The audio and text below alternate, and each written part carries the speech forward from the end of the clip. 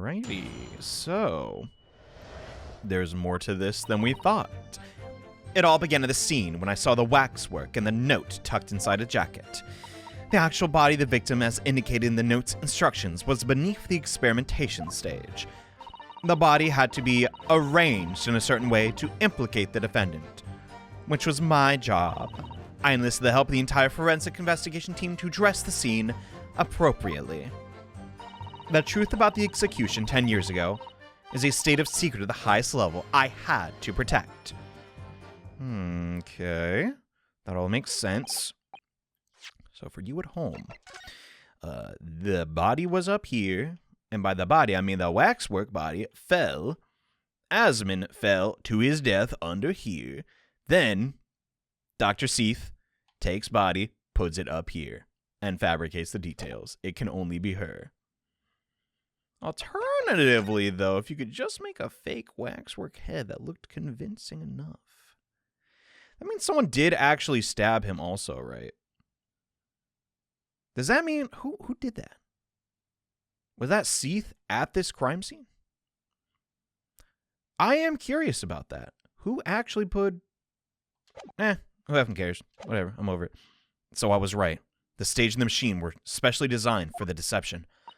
It seems, and all meticulously prepared. You did well to see through it. You're a very shrewd boy. That's the weirdest compliment I've received. What about the autopsy report? All I did was record the location the body was, being in the Crystal Tower instead of under the stage. That's all. That's terrible corruption. Only my team were aware of the deceit, and then only under my explicit instructions. Nobody else at Scotland Yard knew anything about it, I assure you. Well, that's kind of you to say. Must be thankful of small mercies, I suppose. Well, then, I believe the testimonies clarified everything. There's no particular need for cross-exam... I disagree. I can't shake the feeling something's wrong. Just look at her expression. Is the defense right to cross-examine any witness following testimony? What is it about you Japanese that make you all so doggedly persistent? It's like you've met a Japanese person before and you also didn't like them. Alright, whatever, do your right. No. Yes, my lord. Dodge like, let's get out of here. I'm hungry. Hungry for prunes. Okay, 2 shots, that's all I need. That was my job. I enlisted the entire forensic team under... Yes, okay. What did you have to protect? They wouldn't just show us a key to the helmet and then not have us unlock the helmet. Now, come on now. I'm not a spring chicken.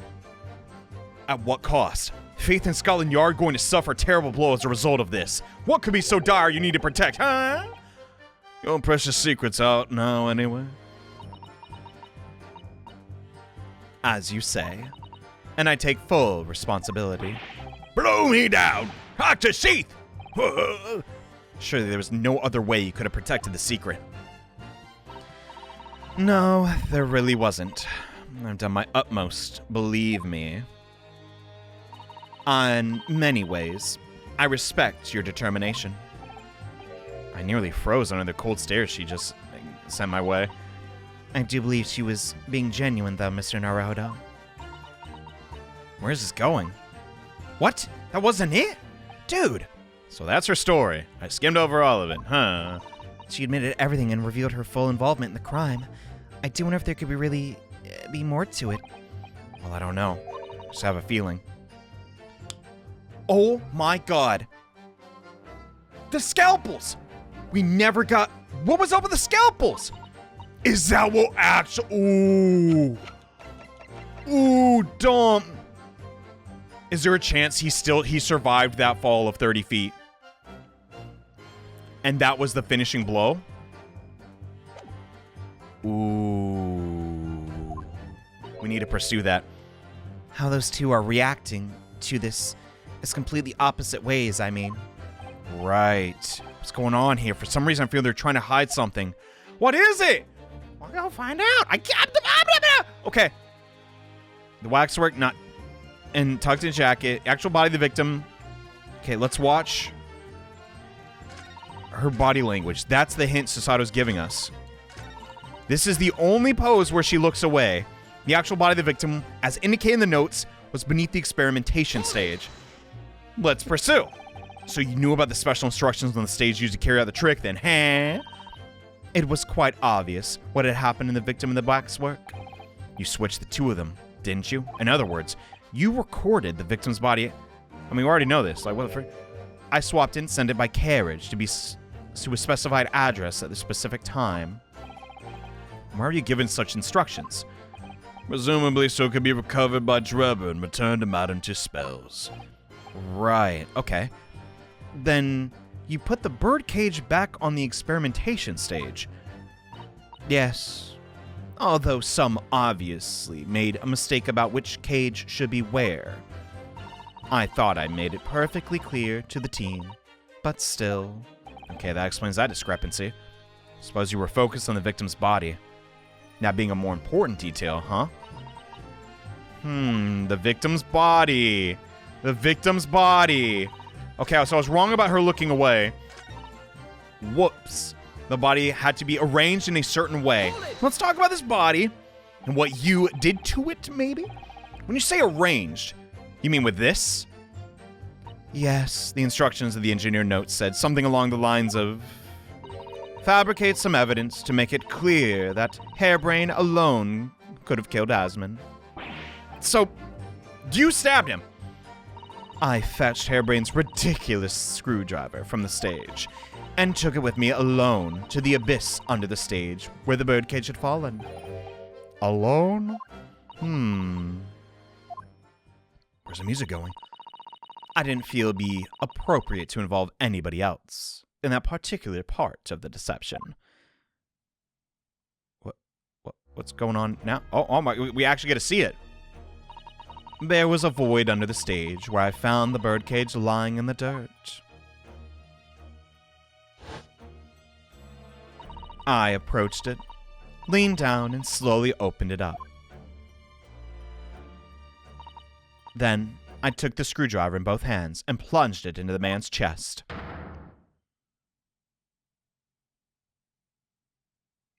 And then you noted that in your fake autopsy report, as a fictitious cause of death. Exactly. So, the actual cause of death was the trauma result from the 30-foot drop, of course. I don't know. How can we say for sure? What is it, Susato? Something about Seath's last statement. It's playing on my mind, that's all. Mine too. Dr. Seath. There's really no need to shout. I'm right here. The defense calls you to add that to your testimony. Oh? Which part? What she did to the victim. Right? How you stabbed Mr. Asmund in the chest. That part. Fine, I'll do, if that's what you want. There's really no need to point. She keeps looking away. Prosecution concurs. Good, I got it right. Now what? Alright, do it. Friggin'. I guess it's good to give the judges a little personality, right? I don't know, friggin'. Apathetic can be a character trait. I stood over the victim's corpse, okay, blah, blah, blah. Yeah, you stabbed him. Alright, so it was you who stabbed Asmund with this?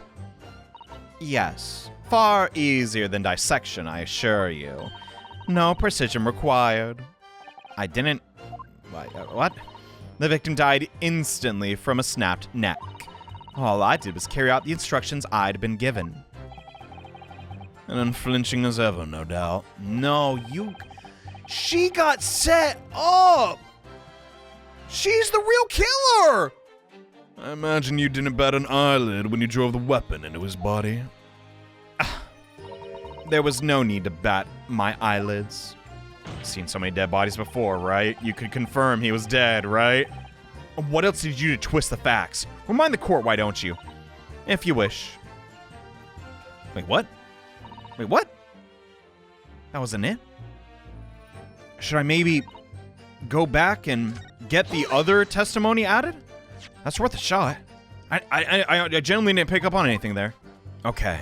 Should I ask her to do the last statement she added? Have her change it to the other one. Dr. Seath, what you said before the real cause of death, I believe that may be significant. So could you change your testimony again, please? Very well. Does it actually change? The neck was the trauma from the 30 fall. Okay, let's talk about that. You're quite sure it was the result of the broken neck, right? Yes, as a professional, that was more than apparent. You never know just by looking at the photo, would you?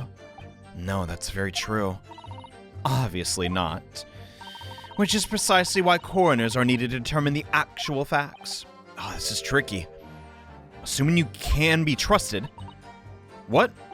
There's no point calling her assessment in question without evidence. Let's get back to the testimony.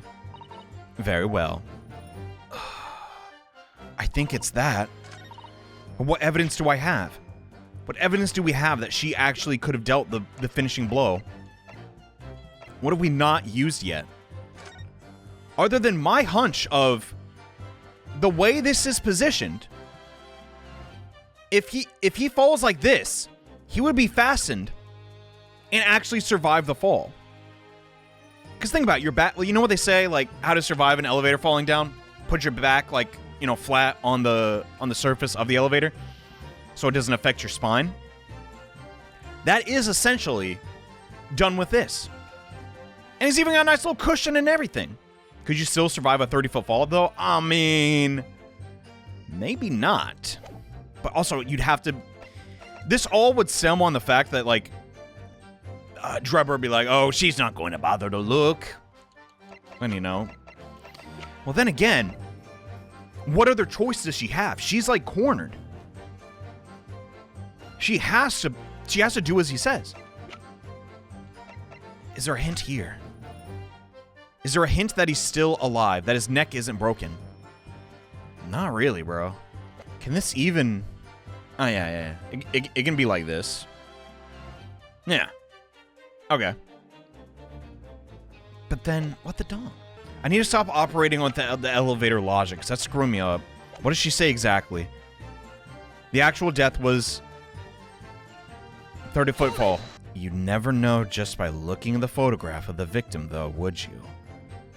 The victim of the photograph... the photograph didn't kill anybody. You'd never know. The hint is... It's gotta be here. But I don't understand. We've already established you... Could you survive a 30-foot fall? I don't know. No, that's very true. Obviously not. Which is precisely why coroners are needed to determine actual facts. Assuming they can be trusted. She's lying. She's lying about something. Don't be calling her assessment into question. So the little cutscene we saw could have been a lie. Very well. She doesn't tell us much. We have it. It's on the tip of my tongue, bro. What is it? Let's say the help of it. No. Actual cause of death was the neck trauma. If that is the case... Is it the screwdriver? Oh my god, this must be torture. Freaking everybody's gonna figure it out except for me. Oh my god. Oh my god. If it fell on its back like that, like she implies, it hits the ground, falls over. Right? Right?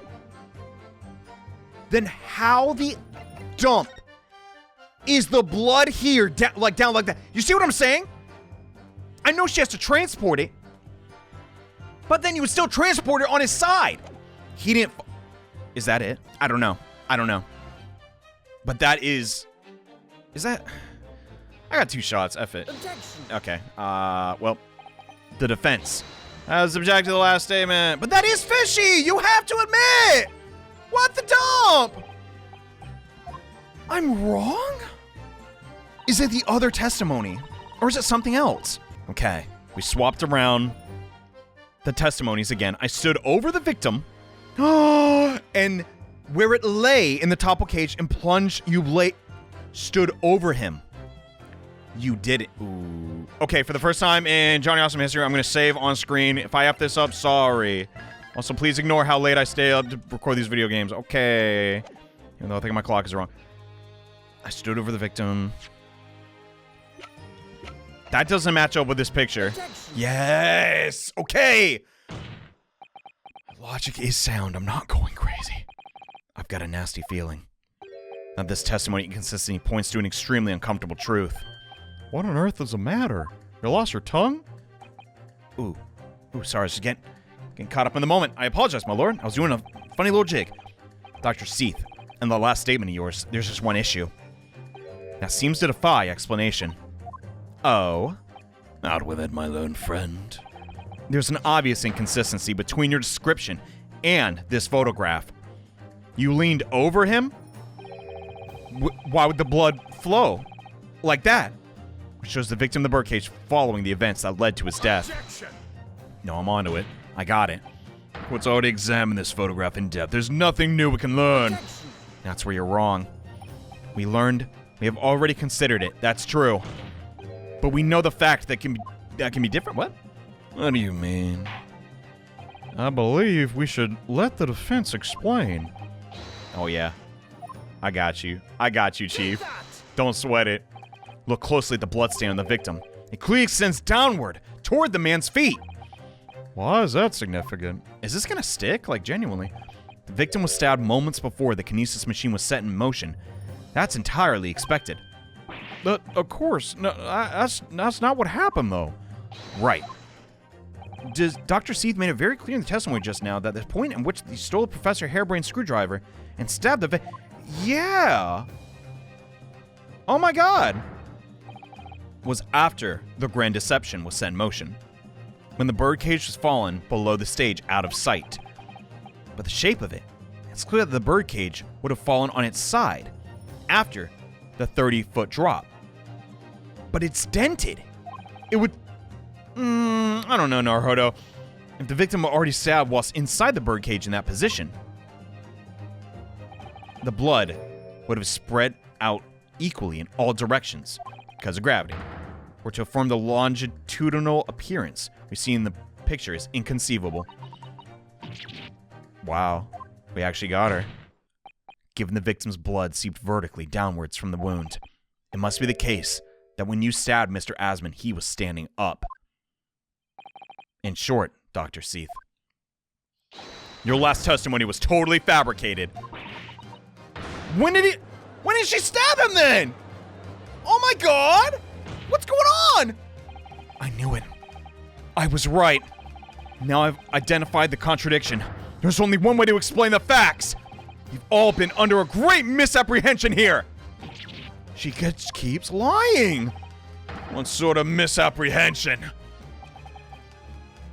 Dr. Seath. Huh?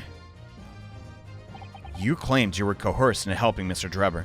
As a result of the note he left in the waxwork, you claimed you made change of the scene of the crime to implicate the defendant. And you claim you authored a fake autopsy report to cover your tracks. But one of those claims is an out-and-out lie. Because the question of what the bloodstain really tells us has only one possible answer. She killed him?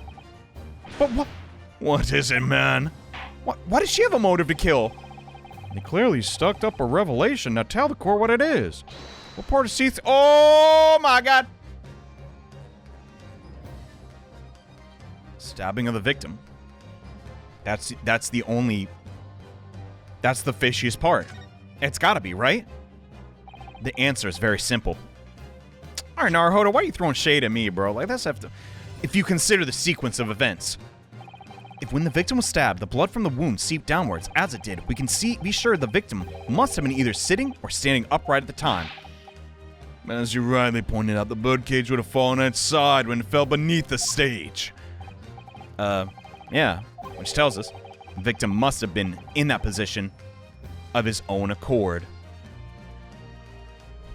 What? That's impossible! The man was dead, remember? I guess he wasn't. That's a misapprehension, too. You actually did it? Think of your son or daughter. I don't know yet. When the birdcage fell from the stage in the void below, it must have hit the ground with considerable force. It was that! Oh my god. But Asmund didn't die.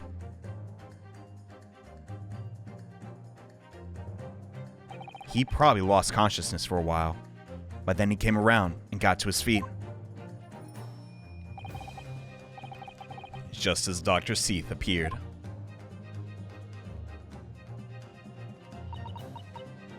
Where does this leave us? If the victim was in fact alive at that point in time, it changes everything. Oh my god. But she was forced to do... I don't know, man. What? You know, I was always team Madame Tuspel. She's the real bait. Mr. O.D. Asmund's killer wasn't the defendant, Professor Albert Harebrain. Nor was it the mastermind behind this stage trickery, Enoch Dreber. It was you, Dr. Corny Seath! Out of nowhere! I can't even... Who the dump? Would have suspected her? Not me! Can this possibly be true? Have you been taking me for a fool? It was you, was it? You killed him? I mean, who can say? You helped. You hoped that by admitting to being an accomplice in Mr. Dreber's scheme, the trial would end before you were accused of far worse crimes. Cold-blooded murder. Oh, do shut up. You're so desperate now, you're making all this up. As if I would do something like that. Oh dang. Oh dang. I assure you the defense is not desperate, Doctor. The commentator may be madly in love with the French woman, but Mr. Naruhodo has established the facts using evidence and logic alone. Puh, logic, don't make me laugh. Sadly, your logic has a gaping hole in it. No, it doesn't. What? I'd have thought it was obvious. A motive, boy. You're lacking a motive. What possible reason would I have to kill Hey, you got me there. Asmund was involved in a number of criminal activities, from coercion to theft to murder. There's not known connection to Seath, is there? Rather relieved to say it does seem somewhat far-fetched. There's no obvious motive. I mean, she had to do what Dreber said, or... I don't know. There's something in the back of my mind. I feel I've seen something somewhere that hints at... the coroner might have done this. She's cooking the books on the scalpels, but is that criminal? What's that have to do with... She could be selling them to Asmund, I don't know. I might have tampered with the crime scene and concocted a fake report. Murdering someone for no reason is a very different story. I don't know how we're gonna make the scalpel stick, but here goes. When you question what possible reason you could have for wanting to kill Asmund, something did come to mind. Oh, what? What was it, Counsel? Enlighten us at once. Ah, jeez, here we go. We saw it yesterday, didn't we? Something that seemed strange, but no reason to suspect at the time. There's a particular object... Frickin' yeah, we got it. But how is this gonna work? It was a scalpel. Or rather, multiple ones. Well, I mean, I think, yeah, she needs some of them. Audible gasp. It would appear that word has struck a chord, Doctor. You come on, out with it. Well, it was yesterday when we visited your laboratory. You really should lock those doors if you're trying to be a criminal. Look to your big, thick book back there. Here's the accounting ledger. And, my goodness, they go through a lot of scalpels, don't they? Don't they, though? Don't they? 500, in fact. A month? 500 a month? In this economy? At first, I wondered what on earth you could be using that many scalpels for. But actually, I've realized now it's not the scalpels themselves that are significant. It's the money for them, disappearing every month from the department's accounts. Asmon's criminal organization relied heavily on extortion for its funding, tracing the money for the forensics investigation account to find out where it was going. Will be extremely straightforward. What were you doing? Why would you risk all this? Come on. 10 years ago, when Asmon was still a journalist and wrote this article about Mr. Dreber, he may well have stumbled upon information as he was researching the story. Information relating Dr. Seif's darkest secret, that he would use to rack money from her for the next decade. Oh my god. Her darkest, oh my god, you mean the... I don't know what happened on the night of the execution. Clearly, the opportunity to rid yourself of that menace was too tempting to pass up. So there you have it. In the end, you weren't coerced at all, were you? You did it entirely of your own free will. You stabbed Asmon in the heart with all your might. Silence the blackmailer who knew your darkest secret forever. My god. That was an endurance round, bro. You'll never understand. None of you! What we've had to keep covered up all these long years. Alright then. I guess we're not unboxing. I mean, not to say unboxing. I do love an unboxing thing, but no, that's more of a unlocking. Well, I guess wheel them out of here. Friggin' government secrets and all that. We're not really gonna see what's in the box! Oh my god. I also enjoy a good face reveal. Come on now. Very little of the machine remains after it was ripped apart by the bomb. The truth of this case can never be properly established unless you speak out. And if you decide not to, it's very possible that Courtney Seith will escape punishment for her crimes. Please, sir, own up to what you've done and tell the court the truth about what happened. 10 years ago, you told the truth, and you were robbed of a bright and successful future as a result. I mean, he also was grave robbing. He's not completely innocent. I can certainly understand your bitterness, your concertation now. However, this is surely the chance you've been waiting for. To sever the hold that fate's had over you all these years. Super high voltage instantaneous kinesis. I mean, really? It's the addle-brained mock scientists that are the worst you know. They don't recognize the fact that they don't have talent. They can't even get that right. And so they end up chasing impossible dreams, having unbridled faith in their abilities. They go on and on about their wonderful hypothesis, their stupid eyes shining like little child's. They make me sick. I can't abide their foolishness. Careful now, Dreber. I was particularly pleased with the kinesis machine. It made for quite a show. Didn't it? He doesn't feel any remorse? Dude, so you admit it then? You admit that it was nothing more than a sham made for the purpose of killing the victim. Yes, I admit it. I did it all in the name of revenge. Jesus. Revenge for the future that Asmon stole from you. Right. But the revenge you sought didn't stop at Asmon, did it?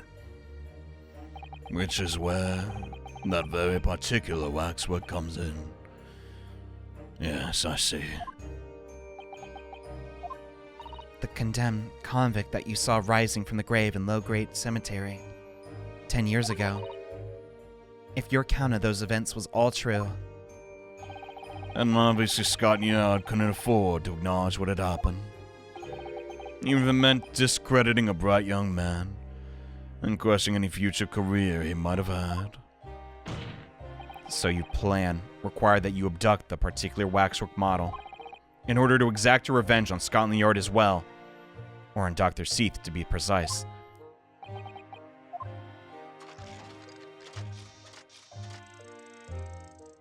It was a year ago, by some extraordinary twist of fate, Asmund turned up to my workshop.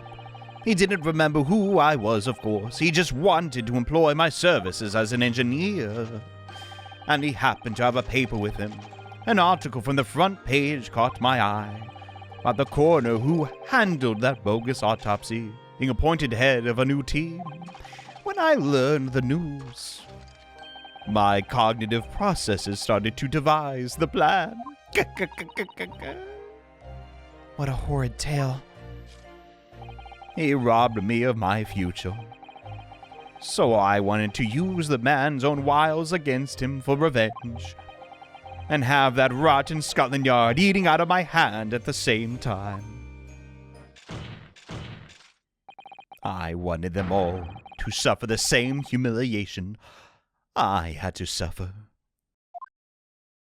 Well, there you have it. My God, what is the... God dang! That's like, what, 2 people? Has that ever happened in the franchise? I don't know. Well, friggin', I don't know what Hairbrain had to do with this, but your actions against those who ruined your future were justified as revenge.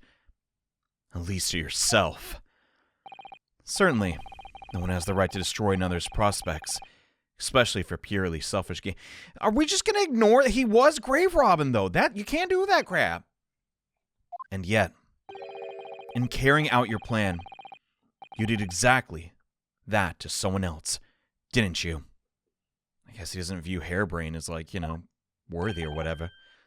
Did I? Dude, Hairbrain, I know it's been like a minute.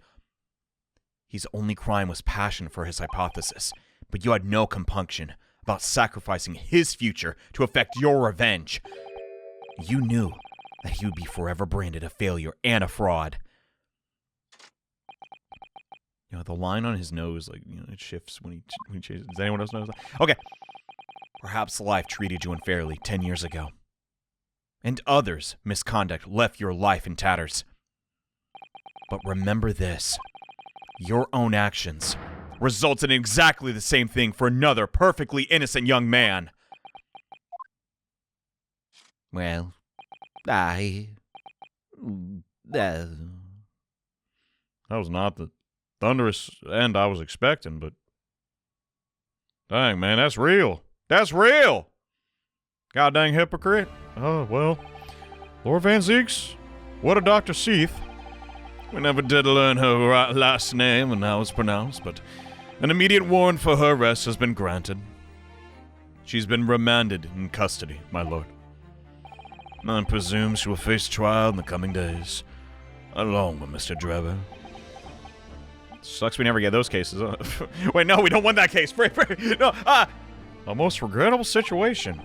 She made great contributions to her profession over the years. Really is a sad truth to swallow. However, that's a topic for some future occasion. For now, Professor Hairbrain. Yes. Seems to be a great deal more to your experiment than you even realized. However, I think we can assume now that all the sore details have been brought to light. This has been a very long and profound trial. But I'm pleased to say you're absolved of all No way! Let's go! I sounded like upset, but no, like... This whole experience has taught me a very great, but painful lesson. Yeah, this dedicated scientist, this devotee of natural philosophy. I've been selfish and self-centered, and above all, a fool. I mean... Chill out, like, it's not... I've spent my life thinking of nothing but my research, misguidedly believing that I could do whatever I set my mind to despite my lack of talent. That's a lesson you learned here? And the worst of it is, in the process, I've caused others pain and misery. Others who are far, far greater people than I. Oh, come on. Enough! No, Professor. That's not true. What?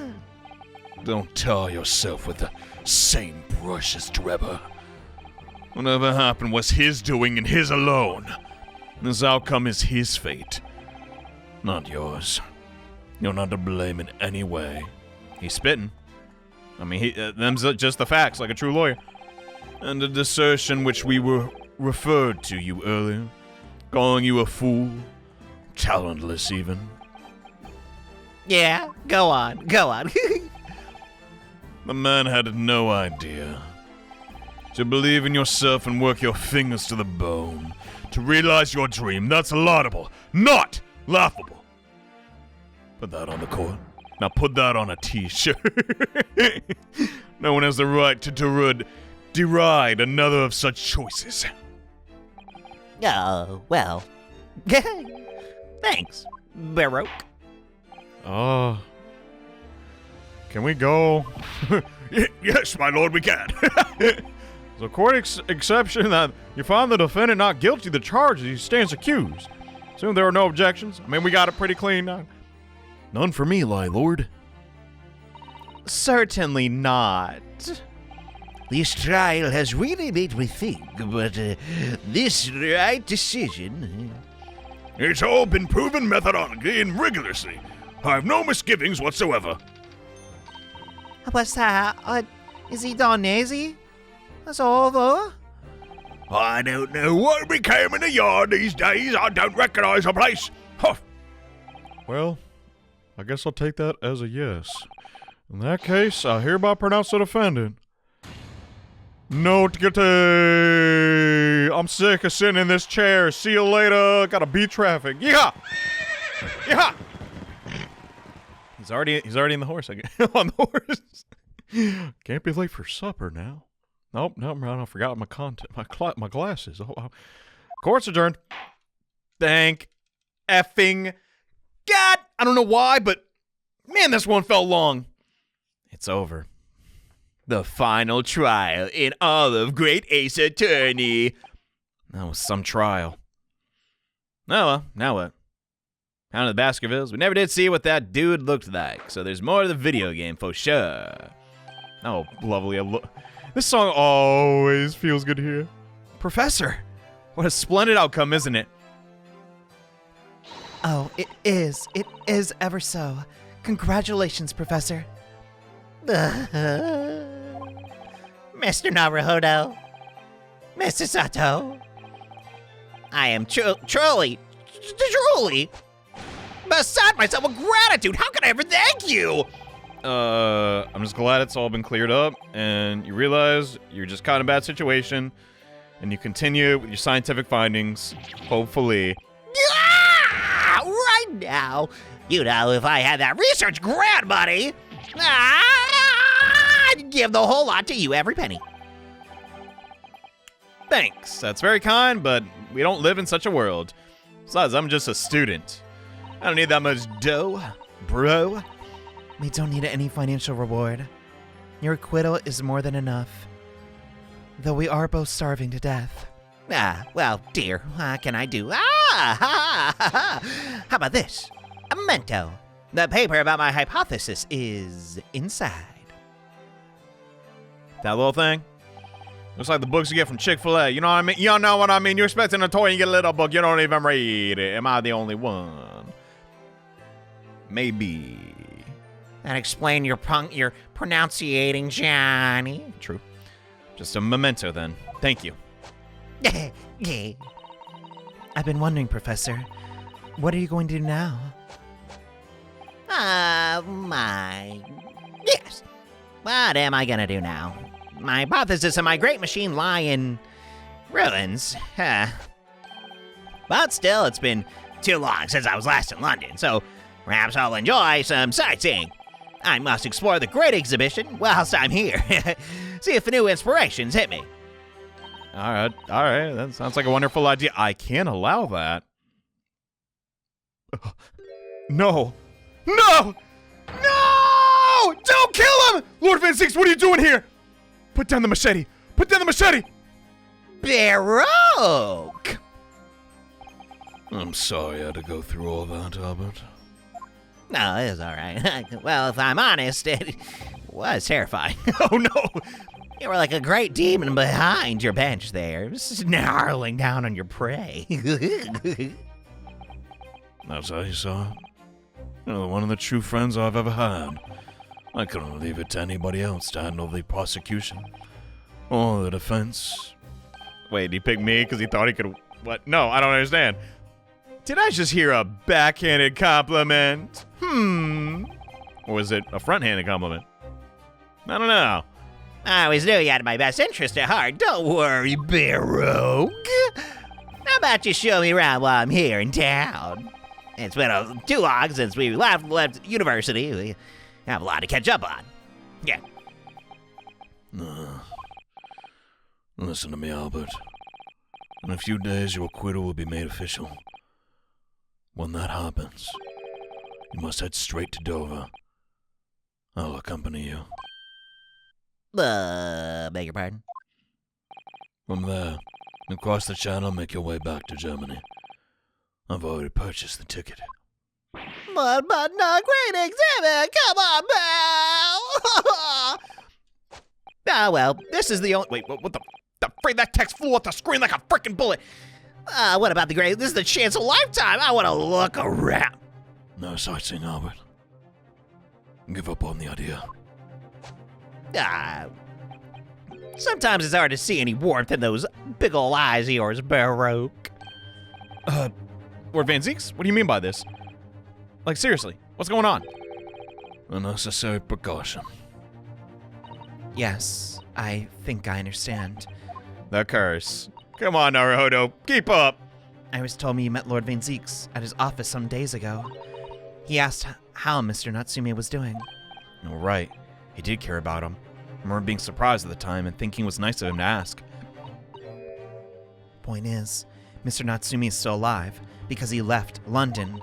Think about it. Think. It's been more 6 months now, and he's still alive despite the curse. You mean... The Reaper's influence. The Grim Reaper is afraid of water. Can't go overseas.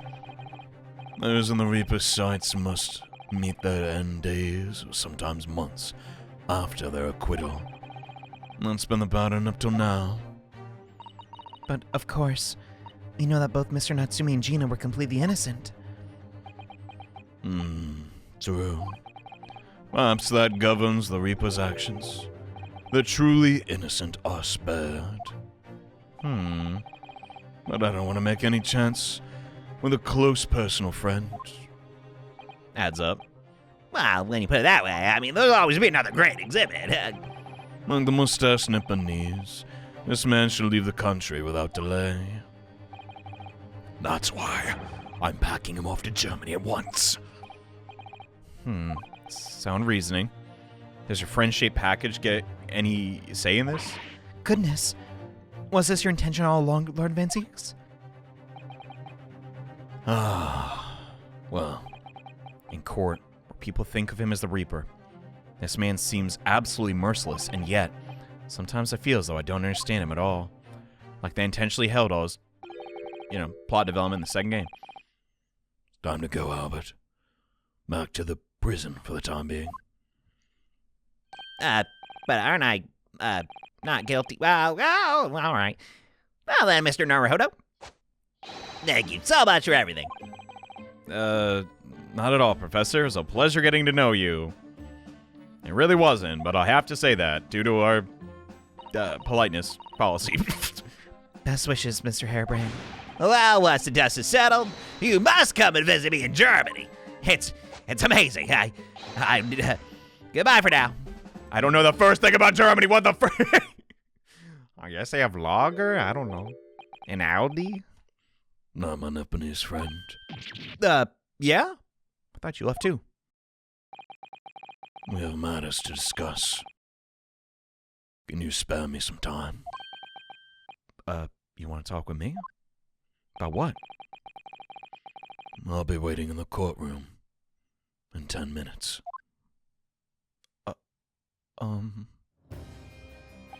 Well, that was strange.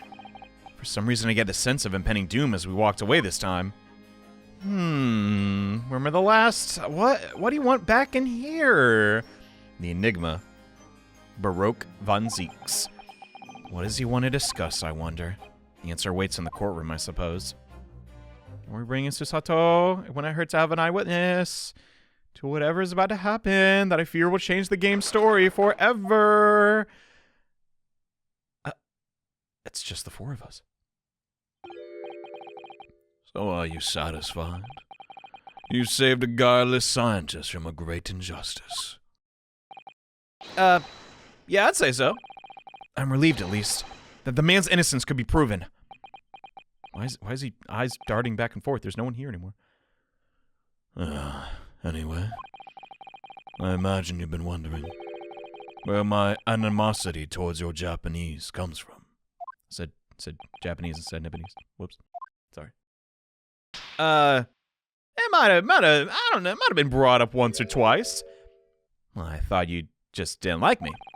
I imagine you saw me as a pretentious child from an unimportant land with no business being here.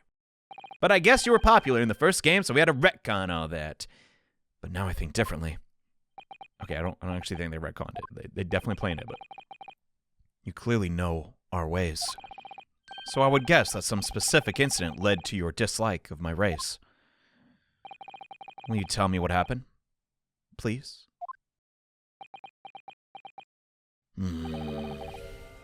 The professor.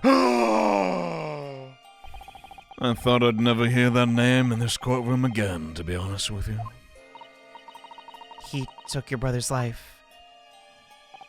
Clint von Zeeks. 16 years ago, when I was just in my teens, he was already the director of prosecutions and a key member of the judiciary. I looked up to him. He was everything I aspired to be. He was involved in the establishment of justice systems in foreign countries as well. There were exchange programs between Britain and other nations then too, to share knowledge and ideas. A part of one of those programs, 3 judicial students came to Britain from your homeland, the Empire of Japan. Oh, it was 16 years ago then. One of them could have been my father. Of course. I remember Dr. Mikotoba well. Oh, wow. Dude, what is going on? Is this about the... No way. I was a minor at the time, training at the prosecution's office. One day, Clint introduced me to 3 visiting Nipponese. So you've actually met my father? He and his colleagues were polite and amicable. They were adept at their work and exacting in their standards. It's my first encounter with the Nipponese spirit, and it made a very great impression on me. But 6 years later, that's when it happened. The investigation was going nowhere. There were no suspects even, just an ever-growing list of victims. And in the end, my brother became one of them. The last, in fact, before the case was finally resolved. I'm so sorry, Lord Van Zeeks. Truly. Clint was always ready to put his life on the line for justice anyway, so he wouldn't have wanted it any other way. He lost his life to a killer, but it was his victory in the end. For me personally, though, it was a great loss. I found myself in a very dark place indeed. When I finally found out the killer's identity, the reason why no one had been able to catch the man sooner ceased to be such a mystery. He'd been hiding in plain sight all the... What? Plain sight? What do you mean? What's going on? Are you aware of political events 10 years ago? It was a period of extreme sensitive diplomatic events between the British and Japanese empires. A new treaty was forged, I think? Correct. The Anglo-Japanese Treaty of Friendship and Navigation was being concluded. The leaders of both countries were deep in extensive politic discussions. Which is why this particular killer's appearance in court was conducted as a closed trial. And the British public had known the identity of the killer. Not only would the treaty been jeopardized, but our two nations could very well end up at war. I think we already know who the professor is, dude. No way. But that... You mean to say the professor was... You're joking. You gotta be joking. No. When the trial reached its conclusion earlier, I thought to myself, yes, it's time. Time for you to come face to face with this hideous monster. You're joking. It can't... I borrowed the key for the mask from the proprietress of the Waxwork Museum. So see for yourselves now. Confirm it with your own eyes. The truth that's been hidden this past decade. It can't be. That doesn't make sense.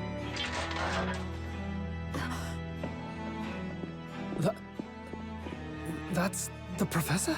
Yes, that's him. Until now, the thought never even crossed my mind. That the mass murderer, whose crimes shook Britain as never before, What? Who? was Japanese. Dog, I for real thought that was gonna be Mr. Mikotoba.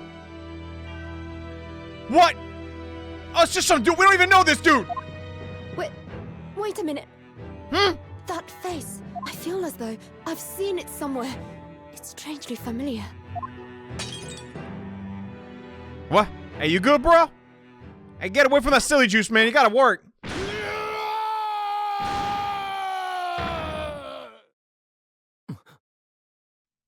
All right, then. This is the place to have outbursts. The acoustics are wonderful.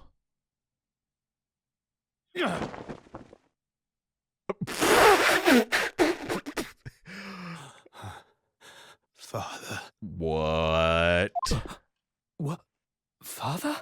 He actually does have amnesia? What is going on? How's this tie into Sholmes? Also, what's up with this mask? Ain't nobody good ever had that mask, you know what I'm saying? Like...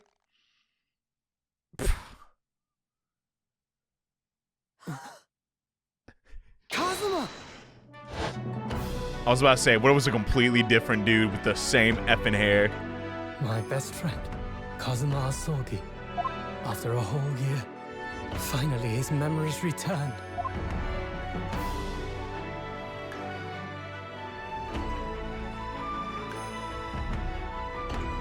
As he stood there before me,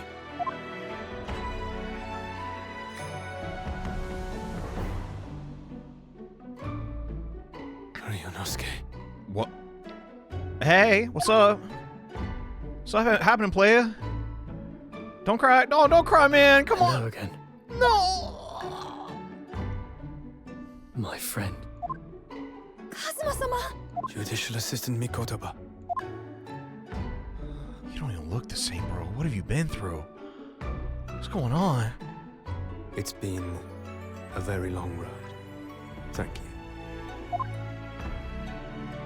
Thank you for guiding my friend here when I could not. It was an honor. Hey, yo, bro, here's your sword bag. Like, I mean, you already got I one. But knew you wouldn't die that easily. Kazuma. I sure didn't. This feels like gaslighting. I mean, whatever. I owe you thanks, too, At least he's alive. for taking good care of that in my absence. Oh, Hey, here's your soul bag. Freaking, you know, got your headband too. Karuma. The great blade of the Asogi clan. Passed down through the generations. When we left Japan, this sword was at my friend's side. A Japanese man's katana is his soul, and he couldn't be parted from it. But then, when the incident happened, it was Susato-san's wish that I inherit the sword, and I've kept it with me ever since, along with my memories of the friendship we shared. With this by my side, I always felt that you were watching over me somehow.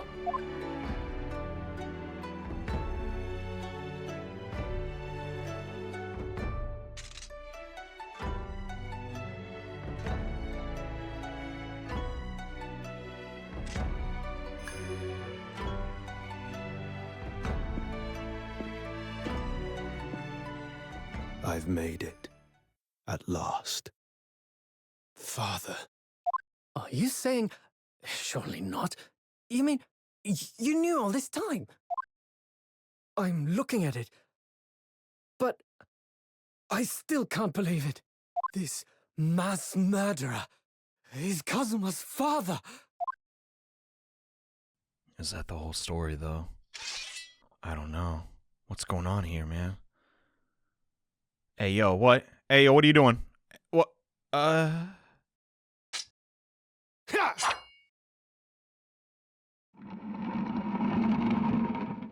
Madame Tuspel is gonna be pissed, bro.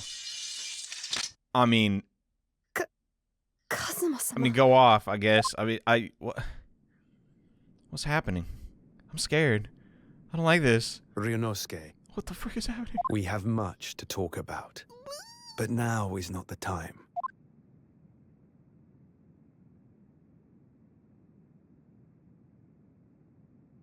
I'll be seeing you.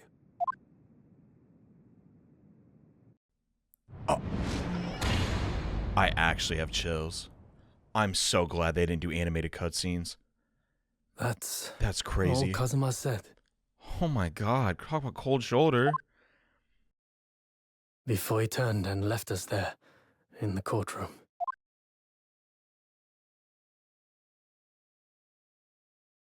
So he's the living afterimage of the man who took my brother's life, is he? I guess. It's my best buddy. 3 months ago, when Strongheart introduced us, I had an inkling there was something there. Some connection. Why did Lord Strongheart do that? Unless he's an evil bad guy. Why do you make Kazuma Lord Van Zeek's apprentice? When he was suffering from amnesia? Did he predict this would happen? The man was apprehended, even executed. But his legacy just won't die. That's the sad truth. Anyway, that's all I had to say. I thank you for meeting with me as I asked. I must be off to jail to tend to Albert. Well, that just opens up 50 billion questions. I was about to say, like, all right, what kind of cases we're gonna have after this? Clearly, everything to do with this Hound of the Baskerville. 10 years ago, my grandmother took me in the railway station. We were there to meet my father from the train. For me, it was the first time I'd ever seen him. Poor Sasato. All those tied up with painful memories for her, too. She never talked about this with me before. Heck of a time to bring it up, I guess, but now it feels right. It took time to adjust to having father around. But just when I was starting to get used to it, he called me into his study one day. He told me a great friend of his had passed away in London, and that the friend had left behind a son, a boy 7 years my senior. Father told me the boy had made a promise to his late father, so he was studying to become a defense lawyer. To get that. Is this why he wanted to change the court system forever? Oh my god. Dude, it's pretty obvious he never doubted his father, that he wouldn't do it. And they got the wrong guy! What the frick, man? I wanted to help, so I studied to become a qualified judicial assistant. And I'm sure you've worked out. That young man's name was Kazuma Asogi. So you see, that's how he and I met. For a brief moment, my great friend had returned, only to disappear again all too soon. But in that fleeting encounter, something stirred. Something that had been dormant for a long time, as if great wheels had been set in motion. I could almost hear them creaking into life. In some ways, it was the end of a chapter, but in many, it was the start of a new one. Oh my god, like you would not believe. Where do we go from here, man? Hey, yo, this game earned its title. This mystery is great. What the hell? gotta keep playing, dude. I can't quit now.